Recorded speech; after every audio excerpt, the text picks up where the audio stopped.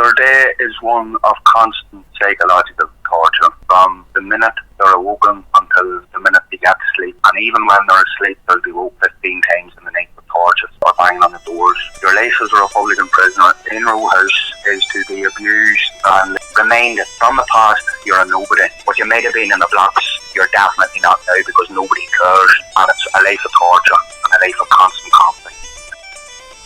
Those were the words of Tarlac McConnell, a former Republican prisoner from Fermanagh who suffered the degradation, the oppression and the human rights abuses which have become synonymous with Maghaberry Prison. This is the Irish Unity Podcast. You're very welcome back. It's the 5th of May 2020 and tonight we'll be covering that very subject, Maghaberry Prison and its disgraceful litany of human rights abuses.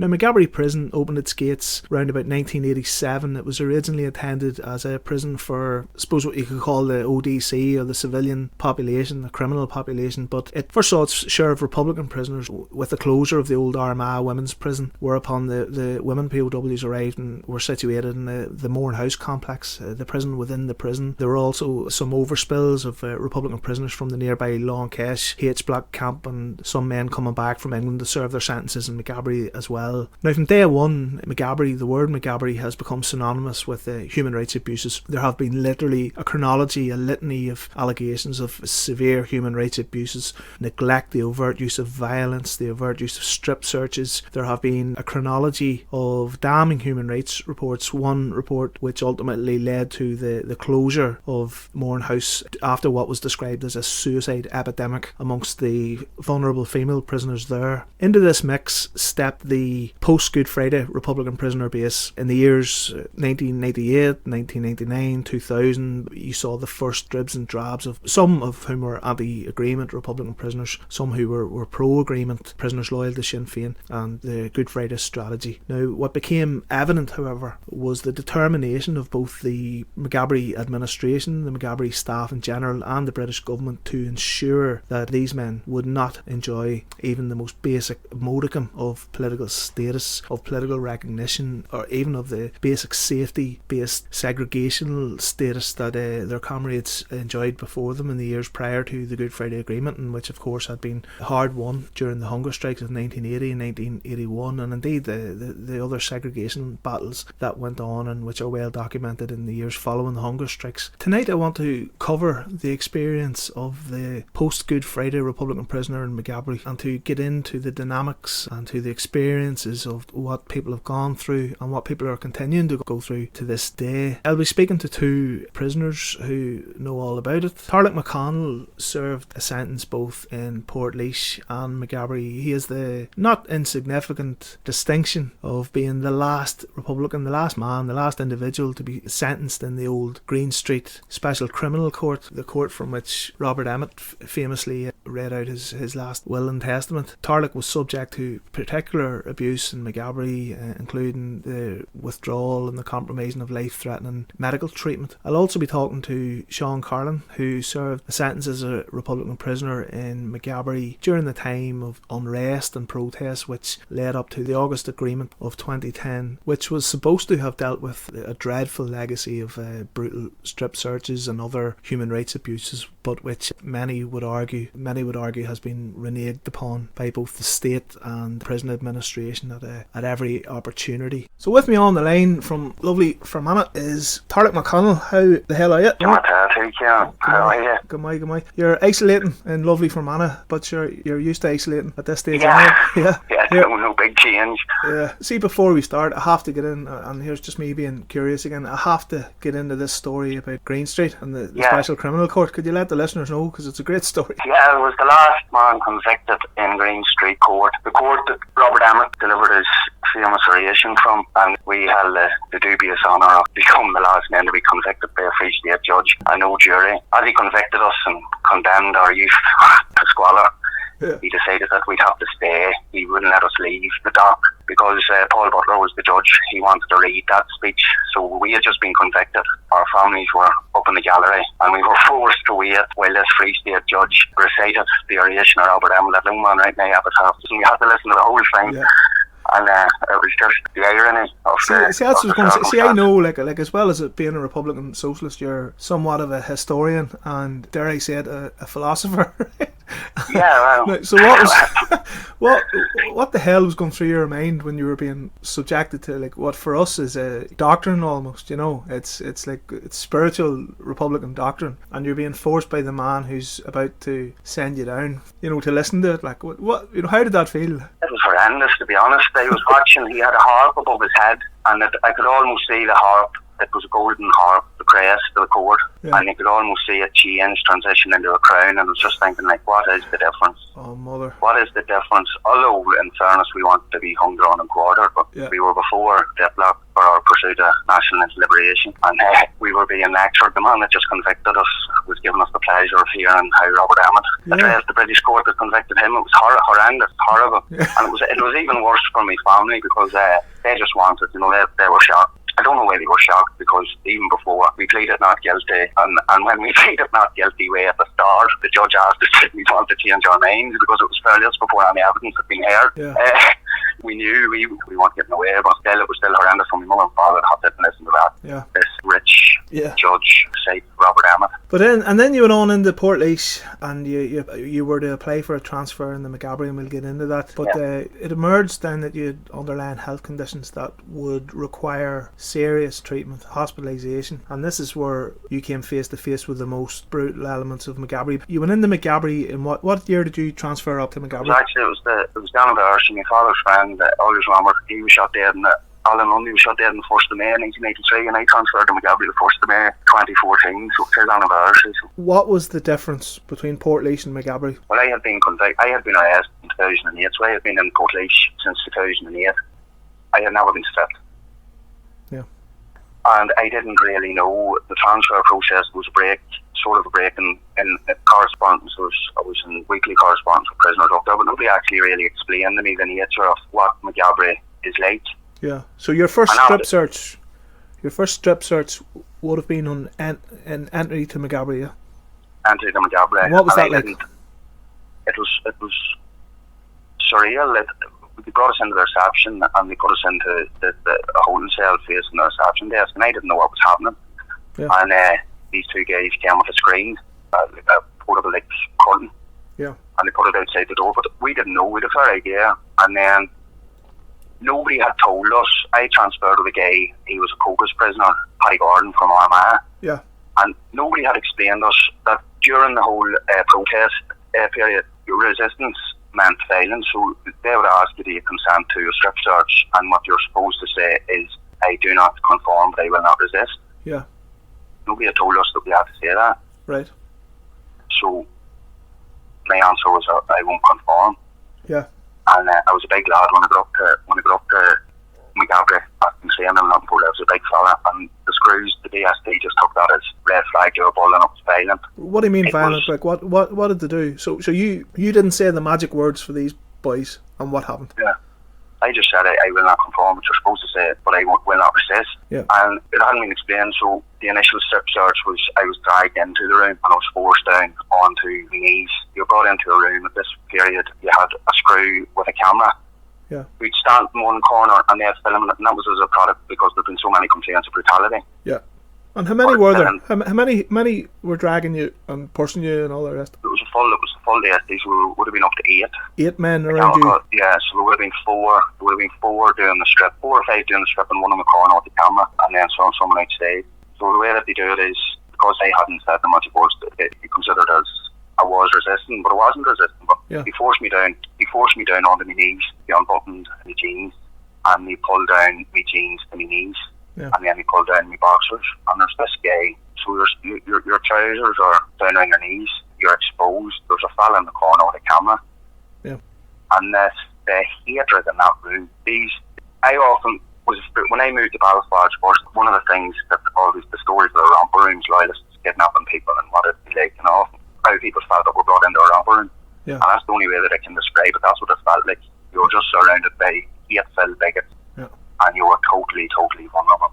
And on you went into row house, right? Explain to the listeners the environment in row house. I had no concept. You know, I'd only been away for a few years, but the concept of sectarianism, what sectarianism was a different universe. It didn't exist.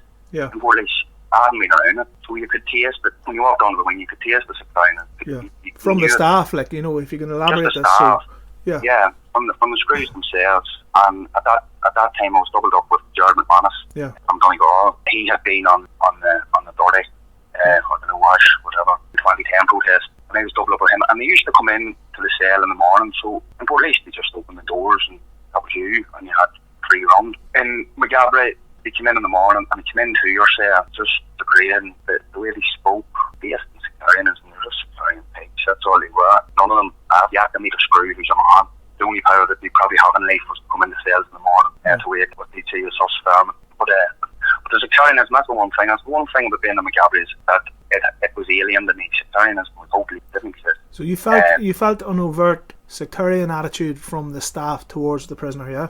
The minute I walked through row 4, taste sectarianism. They were cheating off. There was never any calling me a Fenian or Tieg, but it was their approach, the way they spoke to you as if you were subhuman. Yeah. And during the strip search, which is the most invasive, I've been through a right bit in life, but the strip search is the worst experience that you can imagine. The sexual assault, that's what it is. And during that horrible, the glee, the absolute glee, one in particular, who always, for some reason, I don't know why, he always was there when I was being stripped, and he just took delight in the whole process. And although nothing was being said, it was that looking at the glee in his face. Yeah. You just see this guy sipping at bass and the knee breakers, you know what I mean? Like you just and knowing how joyous the occasion of stripping somebody was. And obviously the strip search issue led to a long-running protest. So, could you give the listeners an idea of how frequent these strip searches were? Well, it was that every time you left the jail and back into it. So which is frequent, which is a lot, like going to court, going to hospital, and all the rest. Yeah. So if you imagine a remand prisoner, somebody that's just been arrested, they have to go to their remand hearings, so that could be once a month, twice a month. Yeah. And then they have their trials, so that could be 30 appearances, so that's 30 strip search. Yeah. I had already been sentenced, so I could have, by rights, I could have escaped it because it was already served me sentence. However, I was ill and I required another hospital treatment. So every time I attended the hospital, I had to be stripped. Same malarkey. Yeah. And the point that led to the protest is there's absolutely no need, and the ACRC and all of these people have said there's no need for a strip search because there was never a strip search in Port Leash. Port Leash is a maximum security jail. And they had a boss chair that they just refused to use. Explain what the boss chair is, Tarlik. The boss chair is a scanner. You sit down and it scans the inside of you for contraband. Yeah. So when you sit down, if you're concealing contraband, then it would show up on the screen. It's more effective than a strip search. Yeah, because if you were to the jail term bangle something, say, they're not finding it in a strip search. Yeah. There's no way they can find it in, but they'd find it on the boss chair. So they had this equipment, right? They had this equipment which ruled out the necessity for strip searches, yet they stuck rigidly to the strip searches. Yes, and even though they have been advised by their own advisors that the boss chair was more effective, they still persisted on the strip search. What was that about? What do you think that was about? Power and control. Yeah. How these men, who were union men, were all in the Prison Officers Association. Yeah. How they didn't sit down with their masters and ask them to prevent them being complicit in this. How they went to work voluntarily and engaged in this when they had the opportunity to sit down and say, hold on, we have a boss chair here, we don't need to be doing this to men, but they fought, the people doing it fought to get doing it, and that was based on hatred. They wanted strip search. They wanted to sexually abuse Republican prisoners, and they took delight in doing it. From it stays, anybody that's been in Maghaberry, that process stays with you. And aside from the strip searches, which obviously are horrific in themselves, there was the other issue of controlled movement, if I remember. Yeah. If you could explain the oppressive impact of controlled movement on a prisoner. Controlled movement is psychological torture in the sense that for every prisoner there needed 2 screws. By the time I got there was only 3 prisoners allowed out onto the land. Yeah. So if you have 30 men on a wing or 20 men on a wing, there's only 3 allowed on the wing at one time, and that's including people leaving one room to go to the next room. So people in transit, there's only allowed 3 out at one time. Yeah. So if 3 are out and you want to go to get a shower, and you want to go out to the yard, you have to hit your cell door, you have to hit the alarm to get out. The screws won't let you out, and you'll wait behind the door until the alarm is cleared. Yeah. 15 men could want out. It was after dinner. It was after lockup. Yeah. There could be 15, 16 people looking out, and the screws would use controlled movement to mess you about. Yeah. Every little, you sort of have to experience controlled movement to understand the psychological impact it has. Yeah. But it's every little thing that you want to do in the day is controlled and frustrated by a bigot. Yeah, a bigot. It doesn't matter if you want to go and get a toothbrush, doesn't matter if you want to go for a walk in the yard, doesn't matter if you want to walk down to the rec room, doesn't matter if you want to go and see your friend in the next day, doesn't matter if you want to go for a shower, make a phone call. Every little task that you have to undertake is frustrated by a bigot. Yeah, and so you're saying that what is in your home for that period, you can't take a shower, you can't you can't wash your linen, you can't wash your bed sheets, you can't do anything, you can't leave your 6 foot cell, 6 foot by 4 foot or whatever it is, without satisfying the numbers of staff. And what this leads me to think also is, aside from the bigotry, which is there is immense room for, I won't call the POA a trade union. If they're a trade union, the Prison Officers Association, if they're a trade union, they would remind me of the type of right-wing union that Thatcher set up to counter the National Union of Mine Workers, heavily infiltrated by National Front types and racists and misogynists. Maybe we'll give them that.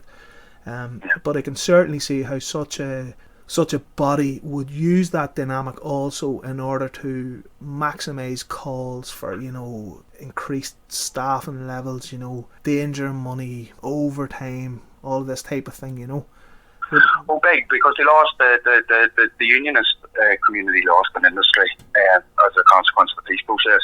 Yeah. And there's no doubt in my mind that the Maghaberry conflict was extended and exploited by the screws therein to secure employment. Republicans wanted a resolution, something as simple as controlled movement. The frustration of being held behind the door, so you just want to go and have a shower. So 50 men just want to get a shower, and an hour and a half to get out. That anger was exploited by the screws to create conflict. Yeah. There has never been a screw has never been assaulted by a Republican prisoner. The land names on the road 4 didn't happen. Yeah. Yet in the media, constant reports of aggression from Republicans. It doesn't happen. There's hundreds of them. You press a button and there's 20 red squad coming. And they used the controlled movement and the frustration because to create artificial conflict, to justify reneging on agreements, to justify extra staff, to justify more measures, petty things. How much of it as well, I wonder, was because a lot of these boys, leftovers from the Hates blocks, they were still in they were still the age, they were still in that demographic. And how much of it was a grudge as well? We took grief off your dads. We'll take it out in news now. Could there have been an element of that? Well, they said it openly. There was several screws that had worked in Long-Clash, and there were several prisoners that had been in Long-Clash too. Yeah. And the screws would openly say that we're not going back to the Hates blocks. This is not what they called it, the maze. We're not going back to the maze. Yeah. And they've seen the form of political status operation in the blocks as a defeat, and they were never ever going to let it happen again. Yeah. And that's a big part of our psyche. When 2000, when they closed the gates of the Hates blocks, that was the Prison Officers Association victorious, and they were never going back. And from that point, that was their position. The Hates blocks to them was a defeat, and they were never ever going to return to a prison regime like it, which meant anti-agreement Republicans quite early on. They didn't even have segregation. You were put in the general population. You didn't have your own wing. You had no status. You had no identity, and that's where one of the first major prison campaigns I engaged in as an activist on the streets was 2003, which you were actually in prison. You engaged them, I believe. Yeah. So you know how that went and where that came from and what that achieved. Well, yeah, it's good. It's a very important part of the history, I think, in terms of what created the conditions, because we arguably, as you say, we engaged in no wash or dirty protest in 03. It was the summer of 03, the hottest summer on record as well. Just great cracker.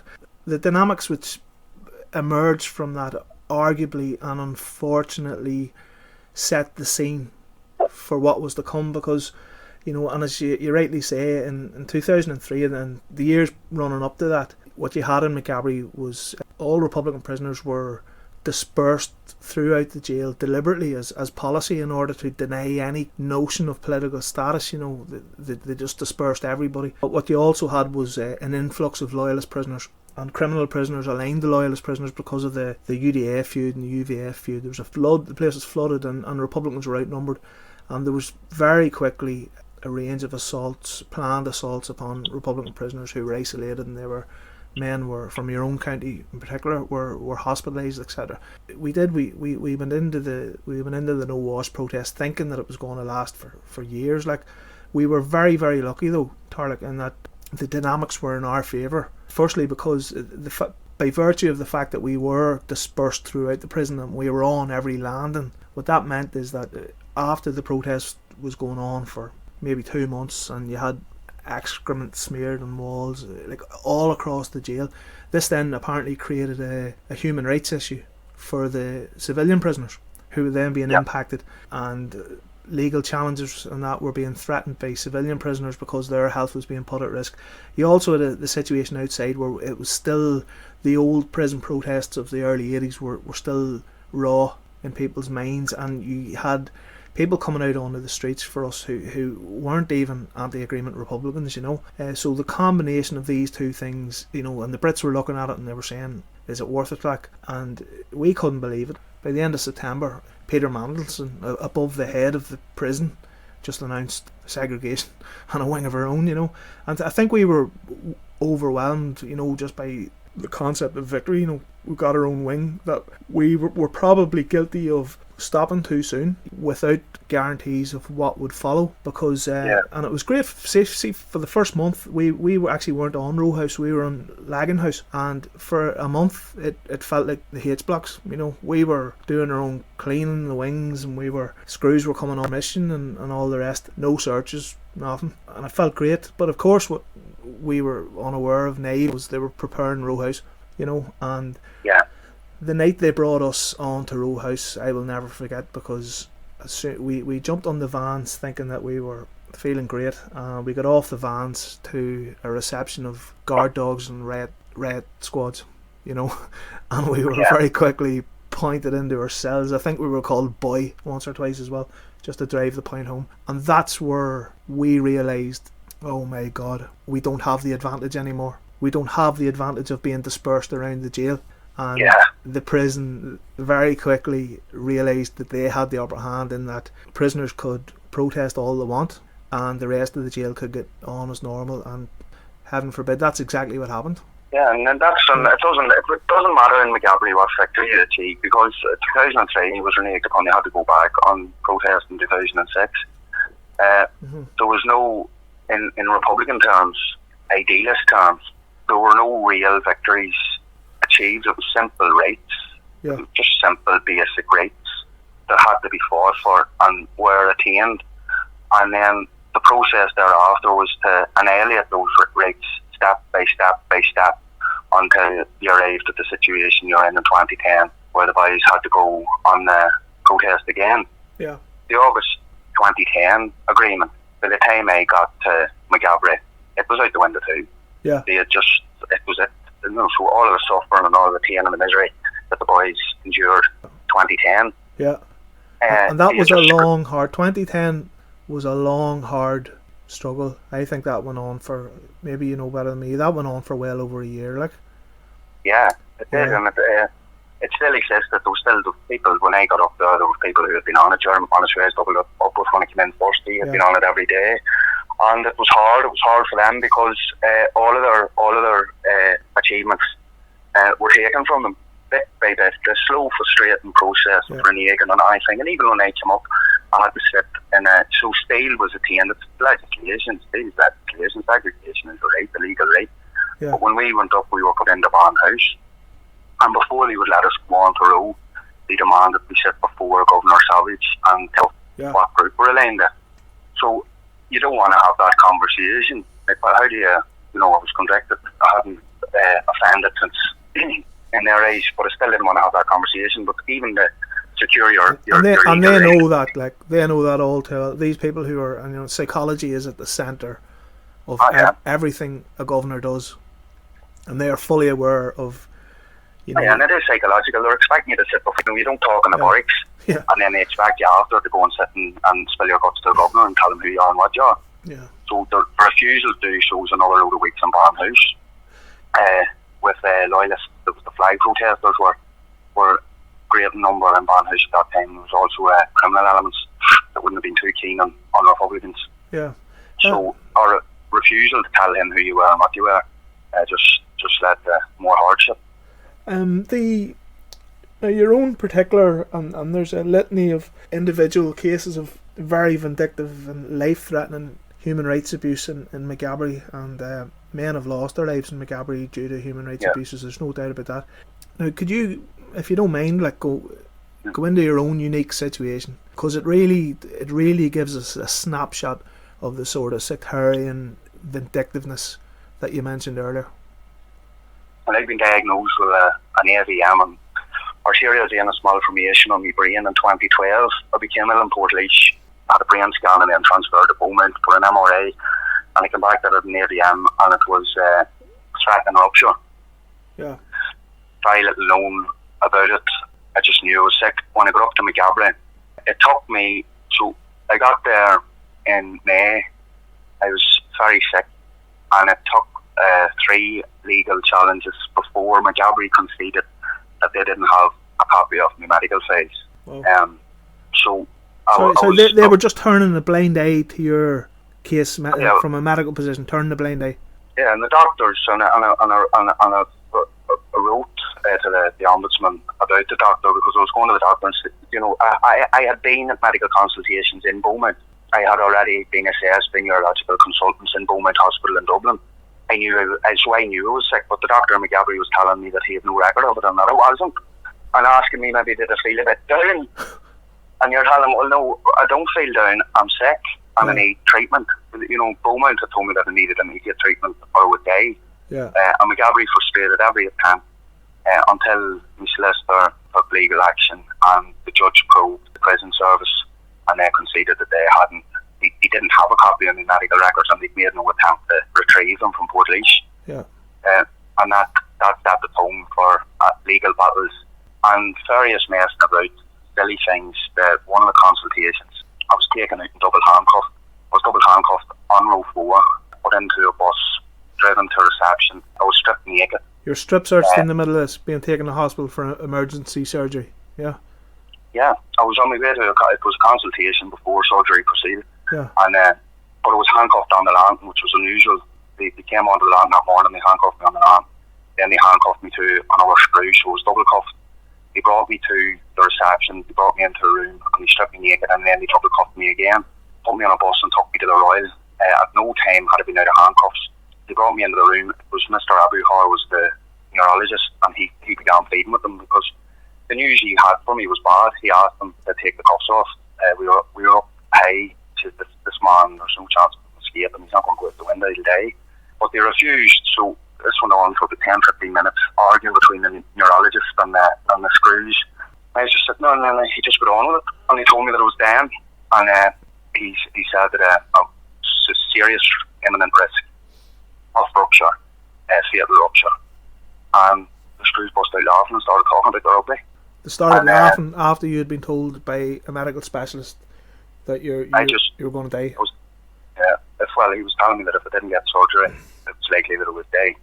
And the rupture, he explained the rupture process. The rupture would have been, I would have ruptured in a cell in prison.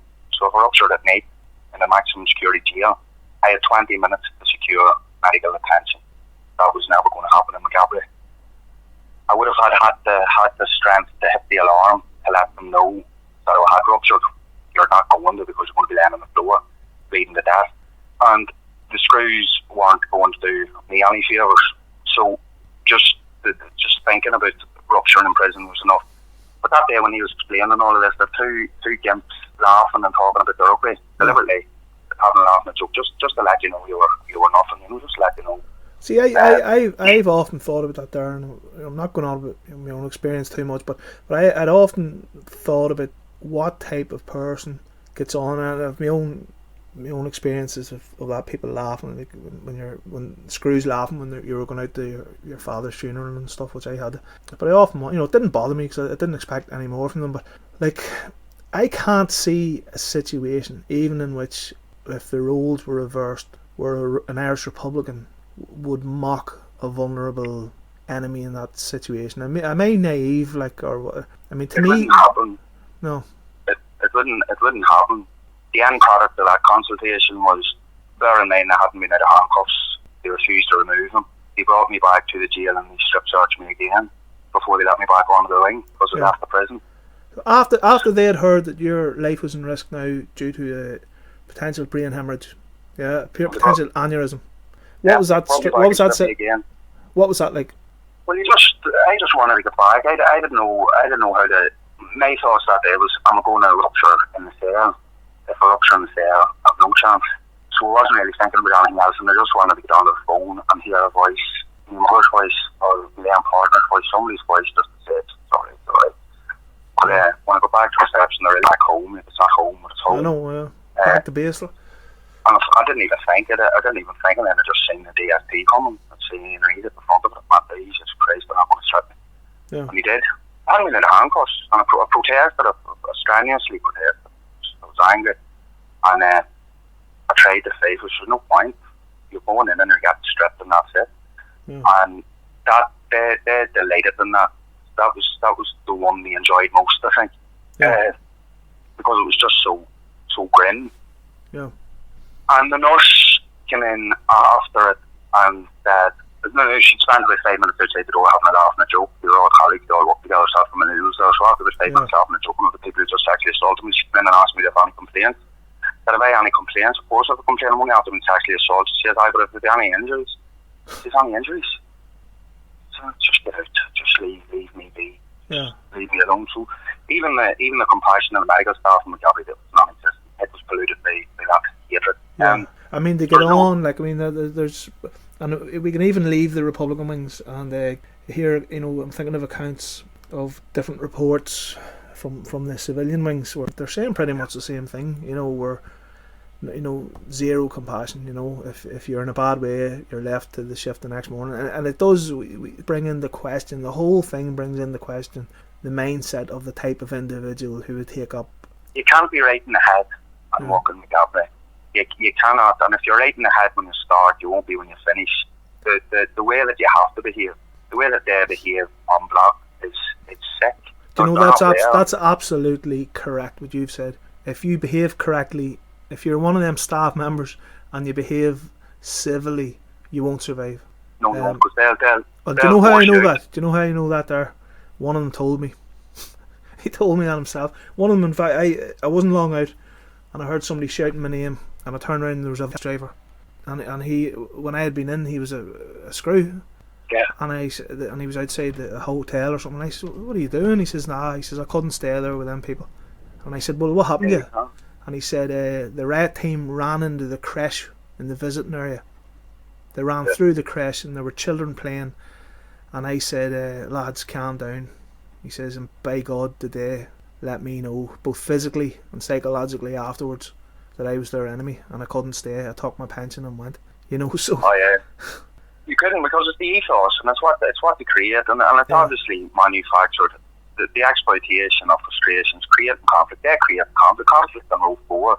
It's the safest wing in the jail. Yeah. There's never been any contraband found in it. Nobody takes drugs. Nobody fights. Yeah. It's your model wing. It's what every prison governor wants to have. There's never been a screw assaulted on Row House. No, it doesn't. Never. It doesn't happen. No. Row House is your model wing. No, from what I can remember, had I or any other Republican prisoner assaulted a screw or attempted to bring contraband in, our biggest concern would have been our own people. Because we would have then jeopardised the rights of absolutely everybody around us. Yeah. It's what you're told. The first day you go on to any acrobat in the form, scuppers, the sacrifice and suffering are so many and impact so negatively, you're just not going to do it. The same as when you get paroles, all the conditions they attach now to paroles and things, you're simply told by your own people, the man coming behind you, you don't mess about, your word. And we've never broken our word. A Republican has never broken a word in relation to parole, to TRs, to anything. And this thing about strip searching, it all comes back to that. There is no contraband. The search teams that search the cells in our house do it thoroughly and do it regularly, and they have been doing it since 1988 or 2000 or whenever, and they've never found Republican possession of anything. So, and yet they still continue to justify holding men down and make it against their will. To sum it up, before we go, sum up the life of the Republican prisoner on Row House in Maghaberry. Their day is one of constant psychological torture from the minute they're awoken until the minute they get to sleep. And even when they're asleep, they'll be woke 15 times in the night with torches or banging on the doors. Your life as a Republican prisoner in Row House is to be abused and reminded from the past you're a nobody. What you might have been in the blocks, you're definitely not now, because nobody cares. And it's a life of torture and a life of constant conflict. And then I feel great empathy for anybody that's left behind or anybody that has to endure the day. It's horrible. Tarek, thanks very much for giving us your experience, man. And I hope no problem. Someday you'll recover psychologically from that. Alright, man. God bless. Okay. I'm working Now, Sean Carlin served time as a Republican Socialist prisoner on Row House, and he was a participant in the No Wash /Dirty protest that led up to the August Agreement of 2010, which was supposed to have settled many of the human rights issues that we discussed earlier. How's it going, Sean, in West Belfast? How you doing, Kieran? Sean, we spoke earlier to Tarek McConnell about his experiences on Row House and the brutality, the neglect, the general oppression. Could you give us just first of all an overview of your experiences on Row House as a Republican Socialist prisoner? Well, when I first come onto the landing, and I think it was 2009, I'm not sure. You were it was basically one night you were out in the yard and canteen, and the next night you were locked in your cell. The nights that you were locked in your cell, you got a 6-minute call if you were lucky enough to get the call in time. Yeah. It was basically 22-hour lockup one day and maybe a 23 the next, give or take. Yeah. That was the sort of stuff that was going on. Controlled movement. Yeah. If you were going out of your cell for a shower or whatever, there had to be 3 screws on to escort one of you till the shower area. Yeah. And then lock you in, and then if somebody was looking to call or whatever, then it was the same again. Nobody else could be out in the land. You had to be locked before another person was allowed out. So that was the sort of pressures that you were put under, on top of everything else that came along with the grading strip searches and brutality, as Sarlap was telling you about also. Yeah. So all that was at play, along with all your own issues as well, being in prison. So you had to contend with a lot within Row House. And so these constant underlying issues of oppression and the ongoing issues with excessive strip searching as well led to quite a prolonged and serious protest in 10 years ago now, more than 10 years ago now. Could you go into that there a wee bit about the dynamics of the protest, Sean? Yeah, well, it was a progression towards a protest. There was never, that I can recall, there was never a conversation had in relation to the dirty protest or even a no wash protest. It was a progression. It was reactionary. Whatever they did on the prisoners, we react. The found ourselves discussing ways forward and what we could do and what we couldn't do. Now we understand there would have been maybe 30 prisoners at that time, I think, belonging to maybe 3 or 4 different entities, along with some independent Republicans also. So you had all those different personalities and disagreements and everything else that came along with it. But we had planned in Easter 2010 to take the canteen off. And that was a sort of... You mean to occupy, just for the listeners who aren't familiar with prison lingo, the prisoners had planned to occupy the canteen area by force? Yes. Yeah. Yes. And hold it. We had on Easter Sunday for as long as we could. To was taking place within Row House. Yeah. So the build up to it was we were smuggling food out and stuff going for a few days. Yeah. Like the porridge and stuff like that. Stuff that we could eat easily without electric or other facilities with the water and the light had been turned off. So it was about putting things in places. Eventually when Easter Sunday came up. And Easter Sunday, obviously, sorry for cutting over you, but Easter Sunday in Maghaberry, let's also add and remember, Easter Sunday in Maghaberry is another day for oppression because notoriously the lily is a banned emblem. Absolutely. So there was obviously a symbolism for the Republicans doing this on an Easter Sunday. Yeah, there was I think it was a significance about Easter in the Irish Republic in general. So it was a good day, if any, to oppose the system as best we could with what we had. I mean, everybody went out that morning, if I remember, with their Easter lilies on, and then we decided to take the canteen. If you wanted to just go through a wee bit about how we took the canteen. Yeah, please do. Well, I think the search team, as they're known, the quick response screws, for a better word, they were aware that something was at play when we were in the canteen, because of the people congregating and the discussing and the scene. They must have felt the tension, I believe, anyway. Yeah. So within minutes there was a big line of red squad waiting to come back into the canteen to lock us up. You have to remember, we were only going in the canteen, all of us getting out one at a time. We were only going in the canteen maybe 10 minutes before they come in and tried to lock us down. Yeah. There was an object put on a bag and it was threw towards them, and in the both of the other direction, thinking it was something more sinister than it actually was. So we put the snooker tables up against the two exits. There was a fire exit door, and there was the main door to get in, the airlocks. Yeah. So we barricaded ourselves in, put the snooker tables up, the pool tables up against them, and put the training machines on top of them, and then we blacked out the windows. How many men were in the canteen at this point, Carl? Well, there's 30 of us, give or take. So we put newspapers up around all the windows so we couldn't see in. The phones were obviously in the canteen, so we were able to make a couple of quick calls without outside know that the action that we had taken. So after that, we was just batting down the hatches. Like we actually all stood in formation between the 3 or 4 groups, whatever it was. We nominated somebody to read out an Easter oration on behalf of us all. Somebody to read out the Holy Honour, and I myself sang around a vein. Yeah. So that was the sort of stuff we were doing.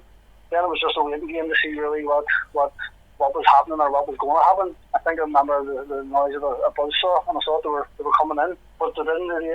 They actually just cut a square in the window and threw a handle of a phone in, with a big line on it. So them I had to decide. How quick were they in doing this? I'm trying to think back. I'm not sure where they carried out a controlled explosion first, just in Row House.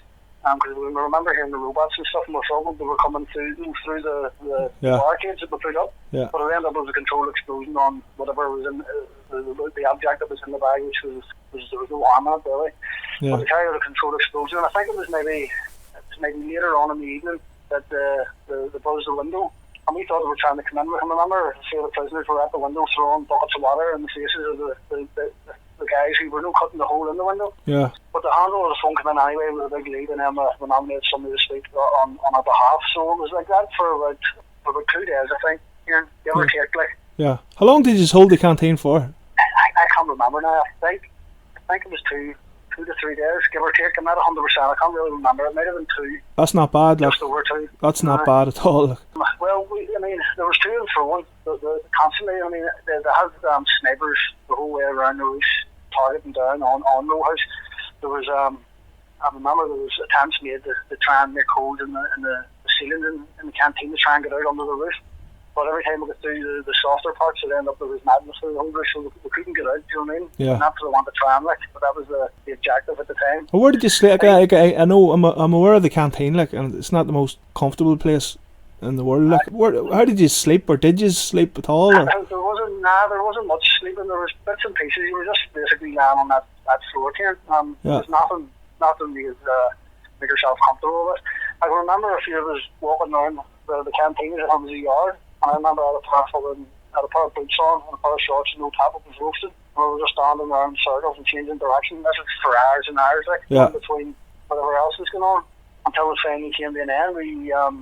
We agreed to come out at our own leisure. Yeah. After getting assurances and stuff, and I think Liam Campbell was the first one that was called out. We were called out individually, Yeah. I remember that Liam was the first one that was called out. Yeah. And we were talking. There had to be 100 screws and whatever caps were in the Row House. You couldn't see. Whenever I eventually got called out, you couldn't see. All you could see was red squad helmets and caps and screws. Yeah. You couldn't see nothing. I remember that they had me and they said, "Look, we're going to pad you down." And I had Easter lily on it. Remember that we screws into the SO or the PO. PO or SO, whatever it was, he's wearing Easter lily. I remember the screw going, "Are you fucking serious? All the damage is done and you're worried about an Easter lily?" What damage was done? Well, see after the whole, that was the start of a protest action. That wasn't a protest, that was protest action. Yeah. Which there was a combination of different protest actions after, which culminated in that dirty protest of sorts. Yeah. So, but I mean, you were talking hundreds and hundreds of thousands pounds worth of damage. Like, Yeah. The place was wrecked. Like, so it was. Well, that's pretty. I'd say there's a lot of prisoners out there who went through Maghaberry that were somewhat jealous of missing that moment. Like, but It was talked about for a long time. It was good to get it done. Like, to be honest with you. yeah. Now the run up, you were party to the negotiations and the run up to the August agreement. Yeah. Yes, once we were made aware that a delegation of Sinn Féiners were coming in at the time, we selected what was being called in our camp staff to represent and speak on behalf of all the prisoners. So we made a small delegation of ourselves. I was included in it, representing the Republican Socialist movement, and there was others obviously from the CAHR and COGUS, IPRWA, and some independents. Yeah. So off the back of that was a process. Anytime delegations come in, it was the same ones going out and speaking on the prisoners' behalf. At the start, to try to get everybody an invitation to talk, to try and decimate us, so we're not speaking with one voice. Trying to individually get people that space or that place to talk.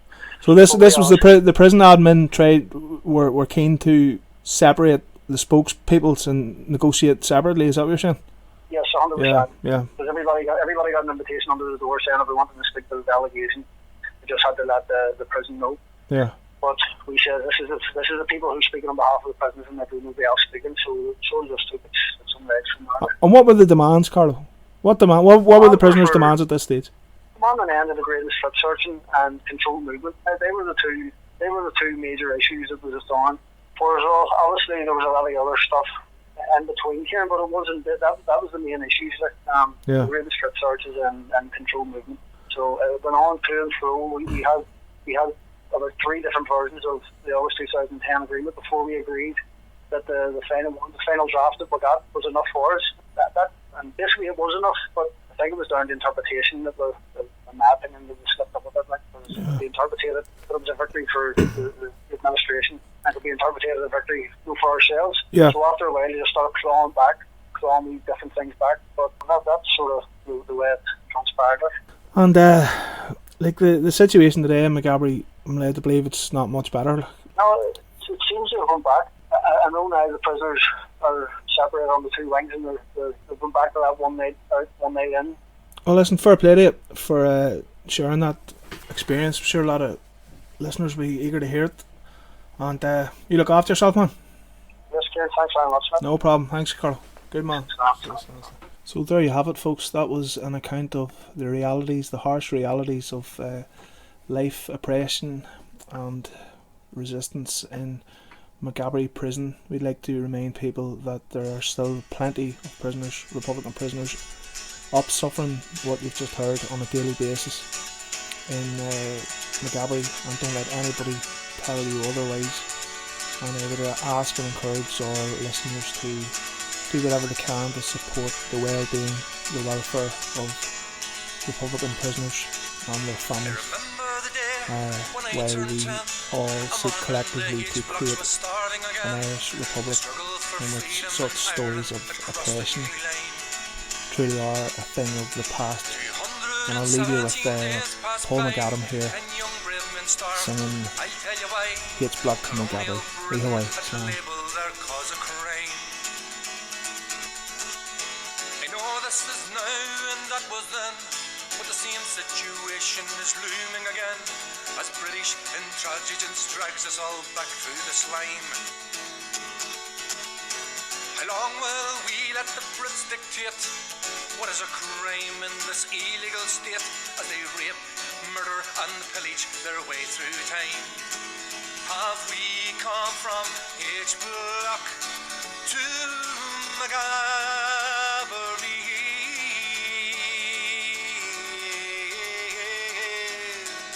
Have we come from H Block to Maghaberry?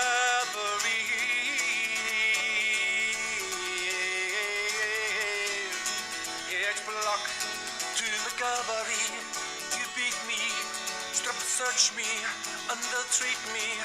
Maghaberry, my daily reality. Maghaberry, while you beat me and strip search me and ill-treat me. Maghaberry, no, you'll never defeat me. For my mind is free.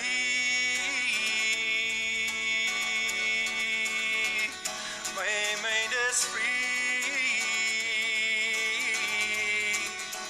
My mind is free. My mind is free.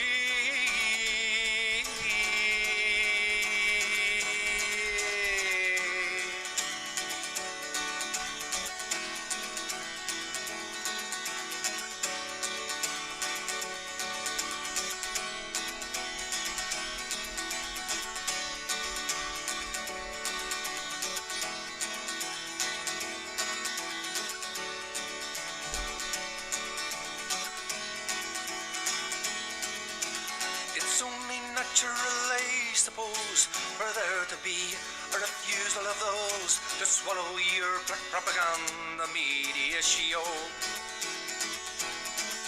Through 800 years of turmoil and strife, my people have lived on the edge of your knife. Will your colonial grip ever let go? We've come from H Block to Maghaberry.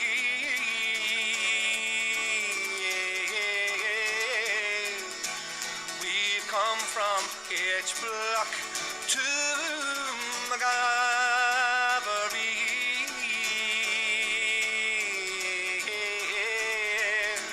H Block to Maghaberry. You beat me, strip search me, ill-treat me.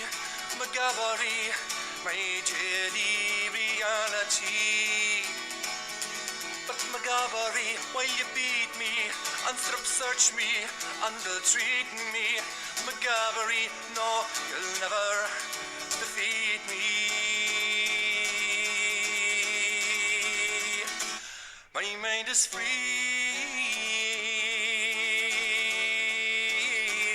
Or my mind is free. My mind is free.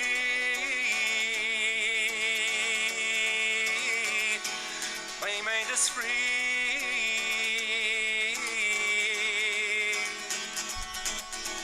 Patsy O'Hara, Brendan Hughes, Colin Duffy, and Jerry McGill, Mairead Farrell, Marion Price, Martin Corey and Mickey Devine. To the women and men on the blanket back then, how can you just let this all happen again? To the women and men on the blanket back then, how can you just let it all happen? We've come from H Block to Maghaberry.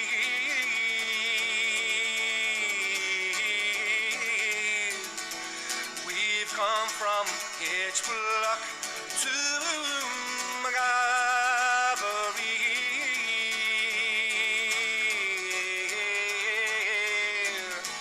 I will smash H Block and Maghaberry and everything you throw at me.